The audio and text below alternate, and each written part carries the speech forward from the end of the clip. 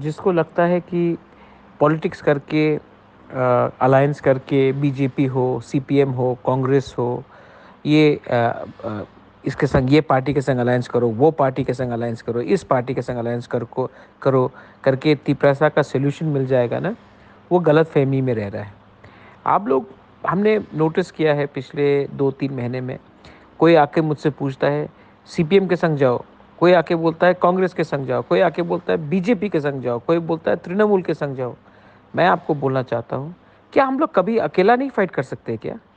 कि हमें पैसा का इतना लालच है कि बीजेपी या सीपीएम या कांग्रेस से अलायंस करके थोड़ा पैसा ले ले और अपना तिपरासा एरियाज़ में फ़ाइट नहीं करें? हम लोग इतना बिक गए हैं क्या? मैं बुबागरा बोल रहा हूँ और मैं आपको फिर से बोल रहा हूँ क्योंकि ये वॉइस मैसेज देना इम्पोर्टेंट था कि हम लोगों का वफादारी दफा के संग होना चाहिए। हम लोग क्या एक बार अकेला नहीं लड़ सकते? हमको क्या इतना पैसा का दरकार है कि अलायंस कर ले, थोड़ा पैसा लेकर सीट किसी और को दे दे? कभी तो सोचो तिपरासा के बारे, लीडर लोग।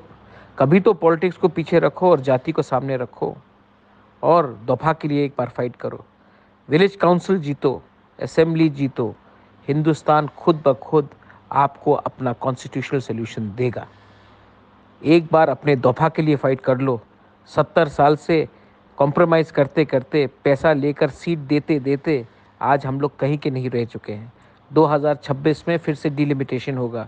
उसके बाद ना मिलेगा पैसा, ना मिलेगा पोस्ट, ना रहेगा तिपरासा, ना रहेगा ग्रेटर तिपरालैंड। एक बार अपने दफा को लिए फाइट करो।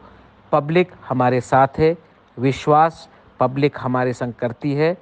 पॉलिटिक्स को छोड़ो और पार्टी को जोड़ो, दफा को जोड़ो। ग्रुपिज्म बंद करो और दफा को एक करके जीएमपी हो, जनजाति हो, मोथा हो, आईपीएफटी हो, सब एक हो और एक बार विदाउट कॉम्प्रोमाइजिंग दफा के लिए फाइट करो। बेलाई नो हम बाय।